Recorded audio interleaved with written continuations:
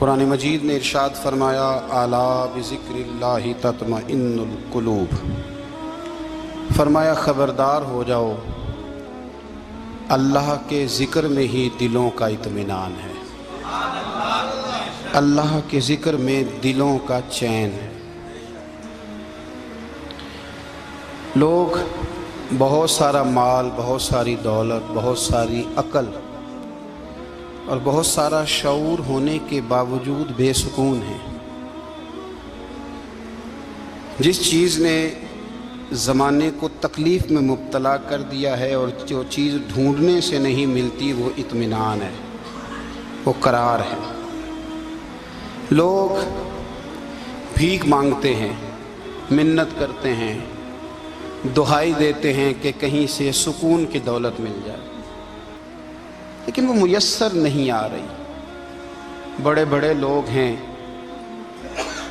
اور میں عرض کر چکا ہوں کہ مالدار بھی ہیں اور عقل مند بھی ہیں، باشعور ہیں، پڑھے لکھے ہیں، پر قلبی سکون، راحت، اطمینان، چین انہیں میسر نہیں آ رہا۔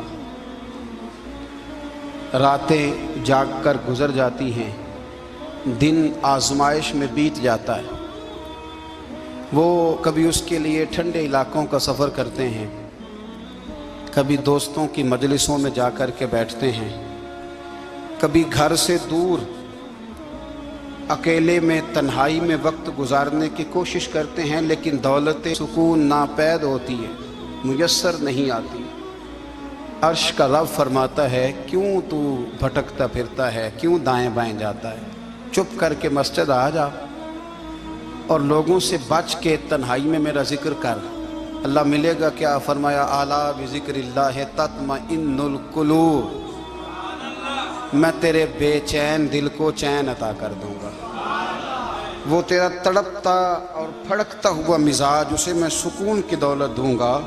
یہ تجھے کہیں اور نہیں ملے گا، یہ میری یاد میں ملے گا۔ یہ چین، قرار، سکون تجھے یہیں میسر آئے گا۔ اطمینان قلبی زندگی کا حسن ہے بھائی، دولت سکون اصل ہے۔ بڑے ٹھنڈے کمرے میں کچھ لوگوں کو نیند نہیں آتی، اور دادا صاحب رحمۃ اللہ علیہ آپ جائیں تو دونوں سڑکوں کے بیچ جو فٹ پاتھ ہے نا، اس پہ بھی کچھ لوگ سوئے ہوتے ہیں۔ ادھر سے بھی گاڑیاں گزرتی ہیں، ادھر سے بھی گاڑیاں گزرتی ہیں، لیکن بس نیند ہے نا، اللہ کا فضل ہے، اس نے دے دی ہے، آنے والوں کو آ گئی ہے۔ اطمینان قلبی، میرا معاشرہ بے سکون ہے، بے قرار ہے۔ مجھے کچھ لوگ کہتے ہیں جی میں آج کل بڑا بور ہو رہا ہوں، تو میں کہتا ہوں یار ہمیں تو ٹائم ہی نہیں ملا آج تک بور ہونے کا، نہیں وقت ہی نہیں اتنا میسر آیا، کون سا ٹائم نکالے جس میں بندہ بور ہو؟ وہ تو ہے کہ انسان کچھ فارغ ہو، کہیں اس کے پاس گنجائش ہو تو بور بھی ہو لے۔ کیسے بور ہو لیتے ہو؟ یہ کیا ہوتا ہے بور ہونا؟ زندگی میں اتنا وقت ہی کہاں ہے کہ انسان بور ہوتا پھرے اور یہ تصور بناتا پھرے کہ میں بڑی آزمائش میں ہوں، تو میں بڑے بور ہو رہا ہوں، تو میں بڑی تکلیف میں ہوں۔ تو وقت بہت زیادہ ہے ہمارے پاس، لا یعنی کاموں میں ضائع بڑا ہوتا ہے، تو ہم بور ہوتے ہیں، پریشان ہوتے ہیں۔ اللہ فرماتے ہیں یہ جو میری یاد ہے نا، لیکن اس کا بھی ایک طریقہ ہے یاد کا، اس طریقے سے اگر میرے رسول کریم علیہ السلام نے فرمایا اللہ کا ذکر اس طرح کرنا کہ دیکھنے والا تمہیں دیوانہ سمجھے، لوگ سمجھیں کہ کوئی مجنون ہے، کوئی جنونی ہے، کوئی پاگل ہے۔ یہاں اللہ تعالیٰ معاف کرے، آپ ذکر کی مجلس چھیڑیں، آپ نعت شریف کی مجلس چھیڑیں تو بہت سارے لوگ پروفیسر بن جاتے ہیں، وہ ساری نہیں ہلاتے، ان کی زبان ہی حرکت میں نہیں آتی۔ حالانکہ رب کریم کا ذکر اس طرح کرو کہ دیکھنے والا تمہیں دیوانہ سمجھے، کہیں اور کھونے کی ضرورت ہی نہیں۔ میرے حبیب گویا ہمیں فرماتے ہیں تو رب کے ذکر میں اس طرح کھو جا کہ تجھے دنیا کا خیال ہی نہ رہے، تجھے پھر دنیا کی ہوش نہ رہے۔ لیکن اگر نماز میں بھی خیال غیر آئے، ذکر میں بھی توجہ کہیں اور ہو، زندگی میں وہ عجیب لمحہ تھا، وہ میرے ساتھ تھا اور میں تنہا تھا۔ اگر ماحول یہ ہو کہ آپ کہیں جسم کے ساتھ تو موجود ہوں، روح موجود نہ ہو، تو پھر لذت ذکر بھی میسر نہیں آتی، پھر کیف نہیں حاصل ہوتا۔ یاد رکھیں کہ اس طرح کھو کے رب کی یاد کہاں سے کیف آئے گا؟ الجھ ہی بڑا گئے ہیں، وہ مستی، وہ سرور، وہ کیف جو اللہ کے ذکر میں ہوتا تھا، جو کبھی مرشد کامل کے سامنے بیٹھ کر لوگ اللہ اللہ کرتے تھے تو لگتا یہ تھا کہ یہ یہاں ہیں ہی نہیں، یہ تو کہیں اور چلے گئے ہیں، یہاں موجود ہی نہیں۔ لیکن اب وہ موج نہیں، وہ شوق نہیں، وہ درد نہیں، وہ ذیل نہیں۔ اقبال تڑپ کے کہا کرتے تھے خیرت کی گتھیاں سلجھا چکا ہوں، یا رب مجھے صاحب جنوں کر دے، اللہ مہربانی فرما، وہ کیفیت دے، وہ سرور دے۔ زندگی میں اگر اطمینان چاہتے ہو تو کبھی کبھی سب کچھ بھول کے نا تو مست ہو جایا کرو رب کی یاد میں۔ کبھی کبھی چھوڑ دیں دنیا، چھوڑیں یار موبائل، کسی وقت کریں اس کو بند، چھوڑیں اس بات کا خیال کہ فلانے نے سلوٹ کیا ہے کہ نہیں کی، چھوڑیں۔ حضرت باجزید بستامی رحمت اللہ تعالیٰ علیہ فرماتے میں نے اعتکاف کبھی اپنی مسجد میں نہیں کیا، یہ کہ سارے ہی ہاتھ چومنے والے، سارے ہی پیار کرنے والے۔ فرماتے میں جب اعتکاف کرتا تھا تو میں بستان سے دور نکل جاتا تھا جہاں کوئی مجھے جاننے والا نہ ہو۔ اٹھ بلیا چلو تھے بسیے جتھے وس دے نہیں سارے ینے، نہ کوئی ساڈی ذات پچھانے تے نہ کوئی سانو مننے، چل ادھر چلے۔ اٹھ بلیا چلو تھے وسیے جتھے وس دے نہیں سارے ہی انے، نہ کوئی ساڈی ذات پچھانے تے نہ کوئی سانو۔ اتنا شوق ہے سلوٹ کرانے کا، اتنا شوق ہے تعارف کرانے کا، اتنا شوق ہے اپنا بتانے کا، تو یہ چیز غلبہ کر جاتی ہے، پھر نام رہ جاتا ہے، روح نہیں رہتی، پھر وجود رہ جاتا ہے، پھر باطن کی کیفیت نہیں رہتی۔ خدا را اپنے آپ کو بے چین نہ کرو، بے قرار نہ کرو، بے سکون نہ کرو، رب کی یاد میں آ جاؤ، درود و سلام میں آ جاؤ، نعت کے حسن میں آؤ، تلاوت کی دنیا میں آؤ، سجدوں کے نور میں آؤ۔ آؤ کبھی کھول کے دل مسجد کی صفائیاں کریں، آؤ نہ کبھی کوئی بوڑھا، دادی، نانی، دادا ان کے پاس بیٹھ کے پیر دبا کے اللہ کو راضی کریں۔ یہ کیف والی جگہ ہیں، یہ سرور والی جگہ۔ اتنی بے چین ہماری زندگی ہے، بے قرار ہے، تڑپتے ہوئے لوگ، لڑتے ہوئے لوگ، ایسے لگتا ہے اب یہ ایک دوسرے کا گریبان تھام لیں گے، بے قرار، بے چین۔ کسی کو انتظار کا کہا جائے نا کہ 10-20 منٹ کسی کا انتظار کرو تو بعض لوگ مجھے ایسے لگتا ہے جیسے یہ ان کا کلیجہ پھٹ جائے گا، ڈاکٹر کے انتظار میں بیٹھے ہیں تو بڑے پریشان ہیں۔ کسی کو ملنے گئے ہیں کو آدھا گھنٹہ بیٹھنا پڑ گیا تو بڑی دقت میں ہیں۔ اپنے آپ کو سکون دیں۔ آپ یقین کریں بڑا مزہ آتا ہے، کبھی کسی کا انتظار کرنا پڑے تو 2-4 تسبیح درود شریف پڑھی جاتی ہے، یعنی ذوق بن جاتا ہے کہ چلو اللہ نے موقع دیا ہے، کوئی سرکار کو یاد کر لیں، تنہائی مل گئی۔ ہمارا مزاج جس سختی کا شکار ہے وہ سختی آہستہ آہستہ ہمیں زیادہ آزمائش میں ڈال گئی۔ تو میرے بھائی زندگی میں اطمینان حسن ہے، اور وہ سب سے زیادہ اللہ کی یاد میں ملتا ہے، وہ سب سے زیادہ رب کریم کے ذکر میں۔ سب سے زیادہ جو چاہتا ہے نا دل ٹھنڈا رہے، زبان میٹھی رہے، وہ مدینے والے محبوب پہ درود و سلام پڑھا کرے، وہ حضور پہ درود و سلام پڑھا کرے، زبان میٹھی رہے گی۔ میرا ذاتی تجربہ ہے کہ جو آدمی اپنے اخلاق سنوارنا چاہے وہ حضور پہ درود شریف پڑھے، جو اپنے اخلاق سنوارنا چاہے، طبیعت کو ٹھنڈا رکھنا چاہے، وہ درود شریف پڑھے، اس کا دل سکون میں آئے گا۔ کچھ کام اور ہیں زندگی میں اطمینان کے لیے، ان کا ہونا بھی بڑا ضروری ہے۔ سب سے پہلے اگر آپ چاہتے ہیں نا زندگی میں سکون ہو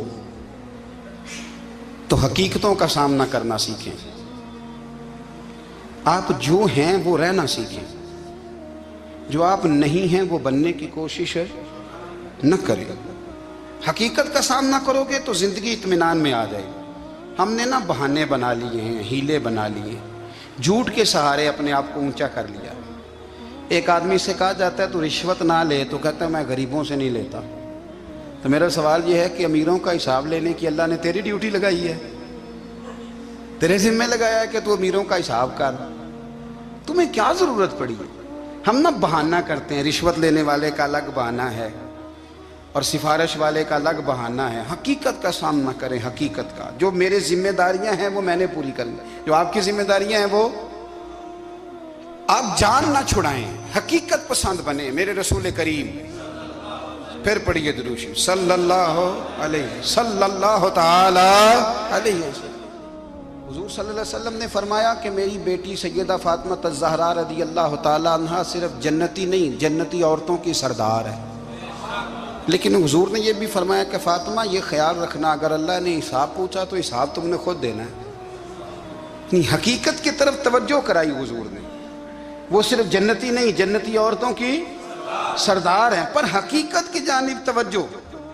میں حقیقت یہ ہے کہ اگر مالک نے حساب پوچھا تو اس کی تیاری بھی کرنی ہے۔ دیکھیں نا، ہمیں کچھ یقین نہیں، اللہ معاف کرے کہ ہمارا حساب کیسا ہوگا، لیکن کتنے آزاد ہیں۔ یعنی بڑی دلیری سے بندے کہتے ہیں فجر نہیں پڑھتا جی، 3 پڑھتا ہوں جی، شاہ رہ جاتی ہے جی، کپڑے صاف، بڑی دلیری سے۔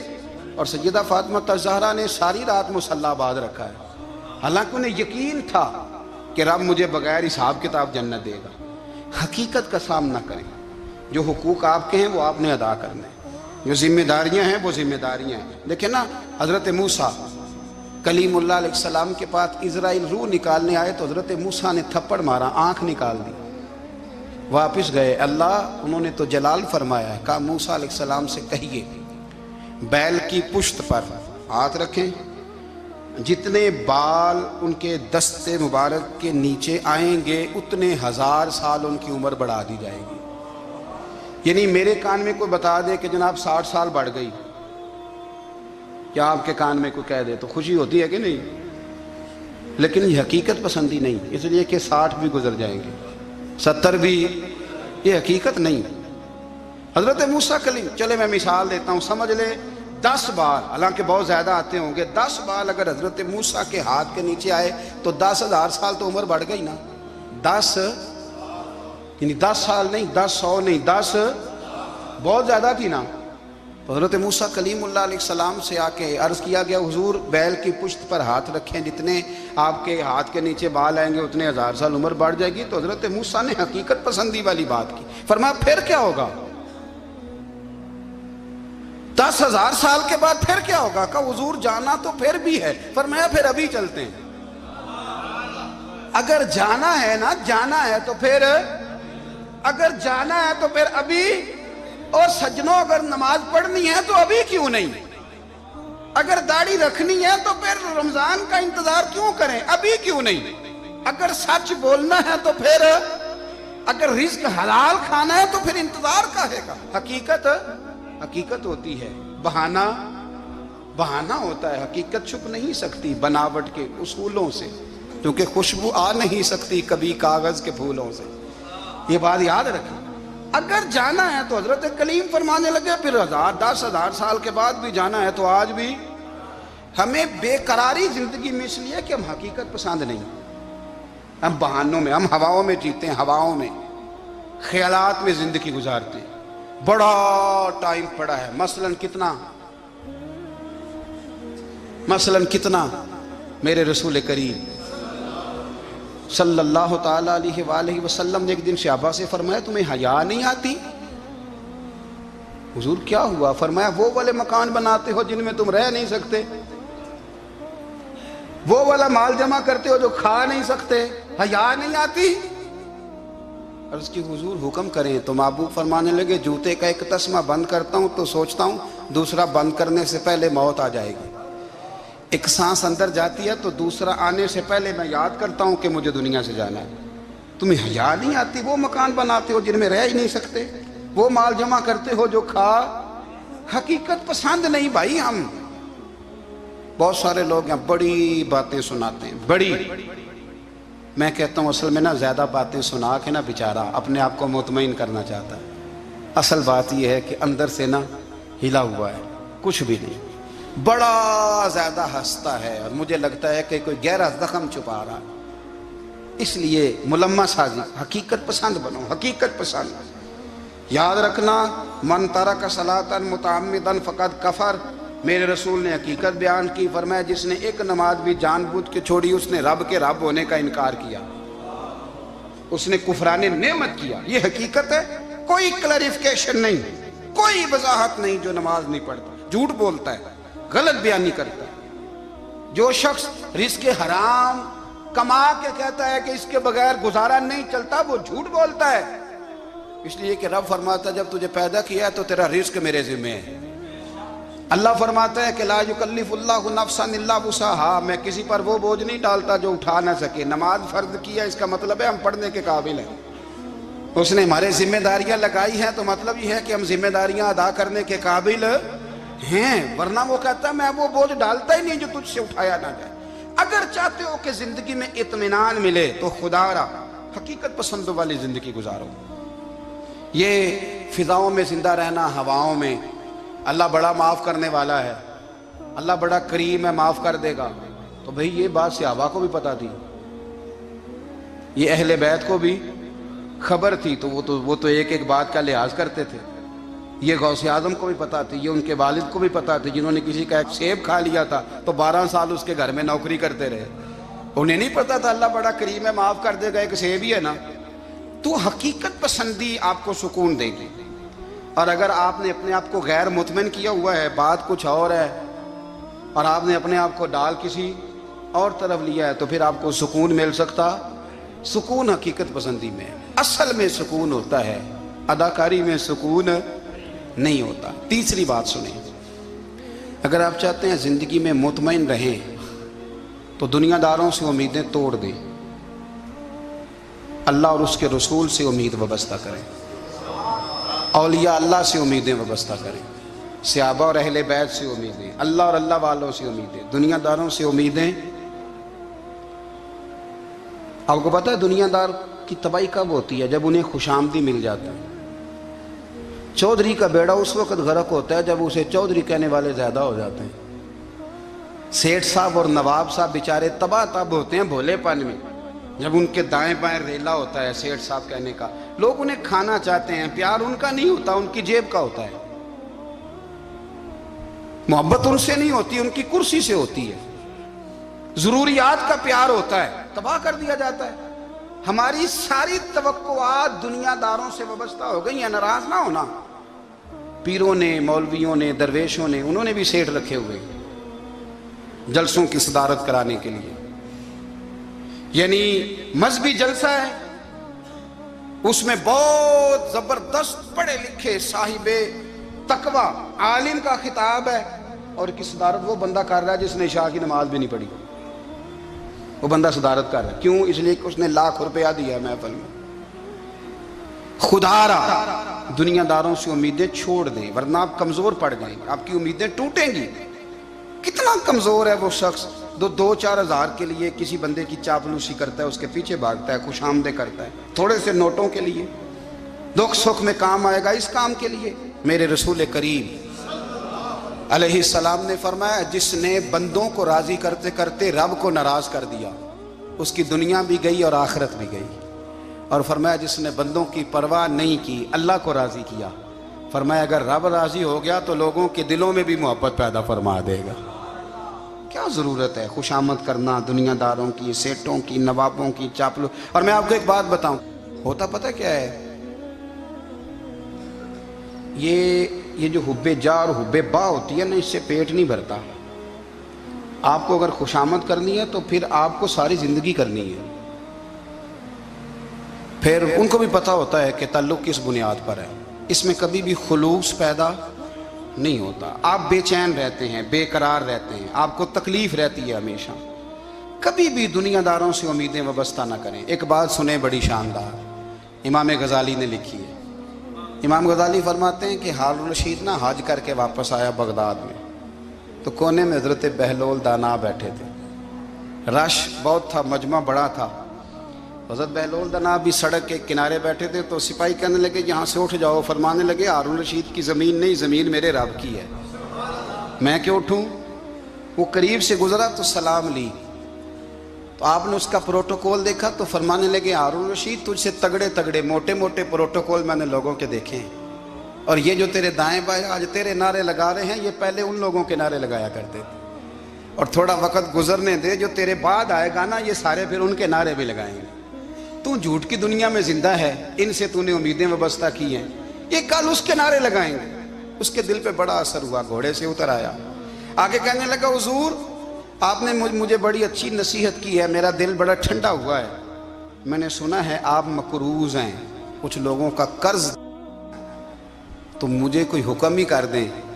آپ ہنسنے لگے، فرمانے لگے یار تو بڑا ہی بیوقوف ہے، بڑا ہی بیوقوف ہے تو، میں تجھے نصیحت کر رہا ہوں تو مجھے الجھا رہا ہے، حضور کوئی حکم کر دیں۔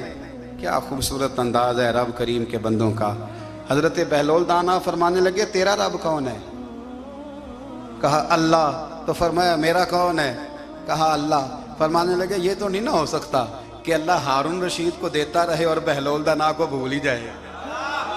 یہ تو نہیں نہ ہو سکتا کہ ہارون رشید کو دیتا رہے اور بہلول دانا کو بھول جائے. فرمایا اس کا دل، اس کا ارادہ ہوا، ارادہ قدرت ہوا کہ بہلول مقروض رہنا چاہیے. تو اگر رب مجھے رکھنا چاہتا ہے، دکھ قبول محمد بخشا راضی رہن پیارے، اگر وہ چاہتا ہے میں مقروض رہوں تو میں بھی چاہتا ہوں کہ میں مقروض ہی رہوں. یہ تو نہیں نہ ہو سکتا کہ تجھے دے اور مجھے نہ دے. فرمایا میری تجھ سے کوئی امید نہیں، مجھے جب بھی دے گا میرا رب بھی دے گا، اور وہ دے گا تو پھر انشاءاللہ خزانے کھول کے دے گا. دنیا داروں سے امیدیں وابستہ کرنا، لوگوں کے پیچھے، یہ چھوڑ دیں. آپ بے چین رہیں گے، بے قرار رہیں گے. اللہ والوں سے ضرور امیدیں وابستہ کریں، اس لیے کہ ان کے پاس جو کچھ ہوتا ہے وہ دراصل رب کا ہی ہوتا ہے. لیکن سیٹھوں سے، نوابوں سے، سیاستدانوں سے باز آ جائیں. ہماری بڑی امیدیں وابستہ ہیں. میں اکثر کہتا ہوں جتنے پھیرے نوکری کے لیے دنیا دار کے دروازے پہ لگائے ہیں نا، اس سے کم دفعہ مسجد میں نفل پڑے ہوتے تو رب اتنی بڑی مہربانی فرما دیتا. تیسری بات یہ یاد رکھیں، اگر سکون لینا چاہتے ہیں نا، اگر سکون لینا چاہتے ہو نا تو لوگوں کو ڈسکس کرنا بند کر دو. کس کو اللہ نے کتنے پیسے دیے ہیں وہ جانے اور اللہ جانے، کس کو اللہ نے کتنی گاڑیاں دی ہیں وہ جانے، اور لوگوں کو ڈسکس کرنا. جی یعنی میں ایک جگہ بیٹھا تھا تو ایک صاحب گاڑی والا گزرا، گاڑی میں بیٹھ کے، اس کا پڑوسی تھا، کہندے تھا منہ ہے کار والا. میں کہ وہ تے ہے تاں ہی بیٹھا ہے. تے ہن میں کہ سمجھانا سی نا انہوں، میں کہ توں تے میں حساب لائیے بھی ساڈے کول کوئی نہیں، وہ تے ہے. لیکن نا اللہ نے اسے دی ہے نا، تو اللہ نے چاہا نا وہ کار میں بیٹھے، تو اس نے پھٹے پہ بیٹھ کے یہ تبصرہ کیا کہ منہ ہے کار والا. میں کہ ابھی وہ تے ہے تاں کار ہے. اب مجھے تجھے اندازہ لگانا چاہیے کہ ہم کیا یہ بحث ہے. یعنی اللہ کو چاہیے تھا معاذ اللہ کے پہلے تجھ سے پوچھتا کہ اسے کار دینی ہے کہ نہیں. کیا مطلب فضول بحث ہے. وہ چیز ہمیں اتنا تنگ کرتی ہے، اتنی تکلیف دیتی ہے کہ آپ یقین کریں سارا دن اسی کو ڈسکس کرتے ہیں. سارا دن اس کے پاس گاڑی ہے، اس کے پاس کار ہے، فلانے کا پیسہ 1 نمبر ہے، فلانے کا 2 نمبر ہے، فلانے کا 6 نمبر ہے. اصل بات کے اندر حسد ہے، اس کو نکالو. ایک بات کہنے لگا ہوں، اسے یاد رکھنا. میرے اعلیٰ حضرت رحمۃ اللہ علیہ فرمایا کرتے، حسد کرنے والا بندوں پر اعتراض نہیں کرتا، اللہ پر اعتراض کرتا. وہ کہتا ہے اللہ اسے کیوں دیا ہے، اتنا کیوں دیا ہے، معاذ اللہ وہ اللہ کی تقسیم پر اعتراض کرتا. حسد کرتے ہو بے چین رہو گے. حسد آپ کے دل کو تڑپا کے رکھ دے. چھوڑے، اللہ بڑا کریم ہے، جس کو جہاں چاہتا ہے وہاں بٹھا دیتا ہے.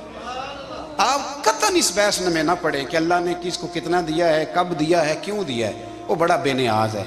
حسد آپ کو تباہ کرے گا. دنیا میں پہلا گناہ جو ہوا تھا وہ حسد تھا. ابلیس نے حضرت آدم سے حسد کیا، کہنے لگا میں بہتر ہوں، سرداری اس کو مل رہی ہے، یہ تو اللہ کو پتہ ہے نا کس کو دینی ہے. اور دنیا میں پہلا قتل حسد کی وجہ سے ہوا. حابیل قابیل کے درمیان حسد کا معاملہ تھا. خاتون کا نکاح اس سے کیوں ہو رہا ہے، مجھ سے ہونا چاہیے. حسد تباہی کرتا. آپ یقین کریں، یعنی دکاندار کے سامنے دوسری دکان پڑتی ہے اور پریشان ہو جاتا ہے. وہ کہتا ہے میرا کیا بنے گا، لا حول ولا قوت الا باللہ العلی العظیم. یعنی تیرا کیا خیال ہے کہ تیرے حصے کی روٹی وہ کھا جائے گا. اتنا چھوٹا دل. یعنی تیرا موقف یہ ہے کہ تیرے حصے کا نصیب اس تک چلا جائے گا، یہ تیری خواہش ہے. ایک دوسرے کی کمزوریاں بیان کرنا، اس کا تو مال ہی ناقص ہے جی، اس کے تو پاس ہی کچھ نہیں. یہ تو کمزور لوگوں کا طریقہ ہے. میرے رسول کریم علیہ السلام گزر رہے تھے، پت جھڑ کا موسم تھا، خزاں کا موسم تھا، درختوں کے پتے جھڑ رہے تھے. صحابہ کو ساتھ لے کے حضور گزرے اور ایک درخت کی ٹہنی کو پکڑ کے حضور نے ہلایا. صحابہ فرماتے ہیں کہ چھم چھم اس کے پتے گرے، زمین پر ڈھیر لگ گیا. حضور نے فرمایا دیکھا تم نے کیا ہوا؟ حضور ہاں. فرمایا کتنی تیزی سے پتے جھڑے ہیں، صرف تنا رہ گیا ہے اور خالی ٹہنیاں رہ گئی ہیں، کوئی حسن بچا ہے؟ حضور نہیں. تو نبی کریم فرمانے لگے جو حسد کرتا ہے نا اس کی نیکیاں بھی اسی طرح جھڑ جاتی ہیں. اسی طرح اور ایک جگہ حضور فرمانے لگے جس طرح راکھ لکڑی کو آگ کھا جاتی ہے، جس طرح لکڑی کو آگ، جب آگ کھا جائے تو پھر لکڑی کو لکڑی نہیں کہا جاتا، راکھ کہا جاتا ہے، کوئلہ کہا جاتا ہے، اس کی اصل باقی یعنی اسے کھائی جاتی ہے۔ تو حضور علیہ السلام فرمانے لگے جس طرح آگ لکڑی کو کھا جاتی ہے، فرمایا اسی طرح حسد نیکیوں کو کھا جاتا ہے، نیکیاں رہتی نہیں۔ حسد کرنے والے کے پاس نیکیاں یعنی ان کی اصل شکل موجود، کبھی بھی حسد نہیں کریں۔ اللہ کی تقسیم ہے، جس کو چاہے جب چاہے جتنا چاہے عطا کرے۔ اور چوتھی بات میرے بھائی، کبھی بھی بغض نہ پیدا کریں۔ بغض والے لوگ بے سکون رہتے ہیں۔ بہت ساری کمزوریاں ہمارے اندر ہوتی ہیں نا، پھر اللہ ہماری روزی تو نہیں نہ بند فرماتا، یہ تو نہیں کہتا کہ زمین سے نکل جاؤ۔ اگر یہی والا معاملہ ہو جو ہمارا ہے کہ شادی پہ اس نے میرے ساتھ برا سلوک کیا تھا، اب ساری زندگی بغض رکھنا ہے، اگر یہی معاملہ فرشتے اللہ کی بارگاہ میں کہیں کہ یا اللہ اس نے فلانے دن شراب پی تھی، اب اس کو زمین میں نہیں رہنے دینا، نظام زندگی چلے گا؟ تو اگر اللہ ہمیں معاف کرتا ہے تو ہم بندوں کو معاف کیوں نہیں کرتے؟ آپ یقین کریں اتنی لمبی عداوتیں، اتنا لمبا حسد، اتنا لمبا بغض، اتنا لمبا حدیث میں نے پڑھی، میں حیران رہ گیا۔ میرے نبی کریم علیہ السلام نے فرمایا اپنی بیوی سے کبھی بغض نہ رکھنا، اگر اس کی ایک بات ناپسند ہو تو اسے چھوڑ کے وہ بات دیکھو جو تمہیں پسند ہے۔ میں اس حدیث کو پڑھ کے سوچنے لگا کہ کیا بیوی کا بھی بغض رکھتے ہیں لوگ؟ اب حضور نے کہا ہے تو اس کا مطلب ہے لوگ بیوی کا بغض بھی رکھتے ہیں۔ اب اس پر استدلال کر کے مجھے کہنا پڑے گا کہ سسرال والوں کا بغض بھی رکھتے ہیں، کہنا پڑے گا کہ بھائی کے سسرال والوں سے بھی بغض رکھتے۔ اس حدیث کی روشنی میں سمجھا کہ لوگ بھابھی کا بغض بھی بغض رکھتے ہیں، بغض، ورنہ عادتیں تو ہماری بھی کئی بری ہوتی ہیں۔ اگر عادات ایک وجہ بنے اختلاف کی تو عادتیں تو ہماری بھی کئی بری ہیں، لیکن ہم اپنی بری عادتوں سمیت اپنے آپ سے پیار کرتے ہیں، اور سامنے والے کی ایک بھی عادت بری ہو تو اس سے بغض رکھتے ہیں۔ بغض نہ پیدا کریں۔ میرے نبی پاک علیہ السلام نے فرمایا کچھ چیزیں تمہارے دین کو مونڈ ڈالیں گی، تباہ کر دیں گی، کاٹ دیں گی۔ حضور کون سی؟ فرمایا حسد، تکبر اور بغض، یہ تمہارے دین کو تباہ کر دیں۔ ہم بے چین اس لیے ہیں کہ ہم نے بہت سارے لوگوں کا بغض پالا ہوا ہے، اور ہر فیلڈ میں سیاستدان نے سیاستدان کا، ذاتیات پر اتر کے بات کرتے ہیں، معزز ترین لوگ، تاجر نے تاجر کا، اللہ ماشاءاللہ بعض جگہ پہ اہل علم بھی ایک دوسرے سے عداوت رکھتے ہیں۔ خدا را دل رب کریم کے آنے کا ٹھکانہ ہے، یہ صاف ہوگا تو اس میں رب رسول کے جلوے ہوں گے، اگر اس میں عداوت ہو، اس میں بغض ہو، اس میں کینہ ہو، نفاق ہو۔ سنیں میرے رسول کریم حضرت ابوبکر صدیق رضی اللہ تعالیٰ عنہ کہتے ہیں میں رو ہی پڑا۔ مکہ فتح ہوا نا تو اکرمہ بن ابو جہل نے پیغام بھیجا کہ میں نا کلمہ پڑھنے کے لیے آ رہا ہوں۔ بات لمبی ہے، میں موضوع پہ رہنا چاہتا ہوں۔ کہتے ہیں جب وہ آنے لگا نا تو نبی پاک نے ہم سب کو بلایا، ہم حاضر خدمت ہوئے تو حضور فرمانے لگے کہ اس کے باپ نے نا بڑا ظلم کیا ہے ہمارے ساتھ، ابو جہل نے بڑا ستایا ہے، بڑی تکلیف دی ہے۔ آپ مجھے بتلائیں کہ وہ ایک دفعہ کسی شادی پہ بحث ہوتی ہے بیوی کے بھائی کے ساتھ، پھر ساری زندگی اس بیچارے کو معافی، وہ 10 دفعہ گھر آتا ہے معافی مانگنے پر سوال ہی نہیں پیدا ہوتا، میں او ہو مجھے ہی کہہ دیا، یعنی پھر مجھے ہی کہہ دیا آپ نے، اور میری شان میں بے ادبی، اور پھر میں معاف کر دوں؟ توبہ توبہ توبہ، یہ کیسے ہو سکتا ہے؟ میری ناک نیچی ہو جائے گی، اور آپ نے مجھے کہہ دیا، سوال ہی نہیں پیدا ہوتا۔ اور یہ رونا میں اکثر ہوتا ہوں کہ شادی والے دن داماد صاحب کا زیادہ دماغ خراب ہوتا ہے۔ جب چھوٹی سالی کی شادی ہوتی ہے نا، اس دن اس کو بخار چڑھتا ہے، کوئی اس کو کان میں کہتا ہے تیری عزت نہیں کر دے، اس دن اس کا دماغ خراب ہو جاتا ہے، بچے اٹھا کے نکل آتا ہے، وہ بیچارہ سسر منتیں کر رہا ہوتا ہے کہ تیری مہربانی آ جا، یہ عزت کرا رہا ہے۔ تو میں نے کہا احتجاج کر کے جو عزت کرائی جاتی ہے وہ عزت نہیں ہوتی۔ ہاں یہاں مانگ کے عزت لیتے ہیں لوگ، یا احتجاج کی کوئی عزت ہے؟ آپ کے اندر کمالات اتنے ہوں کہ آپ کی عزت کرنے کو دل چاہے، یعنی مزہ آئے، یعنی لطف آئے، یعنی آپ دور بیٹھے ہوں تو کسی کا دل کرے آپ کو اسٹیج پہ بلانے کے لیے۔ یہ کیا بات ہوئی کہ چھائے جانا اور بھاگ کے آگے جانا؟ ان سے نکلیں۔ इकरमा बिन अबू जाल कलमा पढ़ने के इरादे से आ रहे हैं। हुजूर अलैहिस्सलाम ने सहाबा को बुलाया। कितनी ज्यादा दावत रखी जा सकती थी माज़अल्लाह। कब से वो चला था जुल्म करने, और उसके बाद उसका बेटा शुरू हो गया। कितनी बातें थी जो ना काबिल माफी थी, पर करीम रसूल ने हमें बतलाया है कि सुकून वाली जिंदगी कहते किसको है। जब सब लोग जमा हो गए तो हुजूर ने फरमाया, भाई वो कलमा पढ़ने आ रहा है, उसके बाप ने जुल्म बड़े किए हैं, पर मेरी नसीहत ही है कि उसके सामने उसके बाप को बुरा ना कहे। खबरदार कोई उसके सामने कोई बात ना करे। अब वो कलमा पढ़ने आ रहा है, मुती हो के आ रहा है, बांध के आ रहा है। कहते हैं अल्लाह के रसूल ने ना काफी देर तक खुतबा दिया, ब्रीफिंग दी, बात समझाई। जनाब सिद्दीक अकबर कहते मैं रो पड़ा।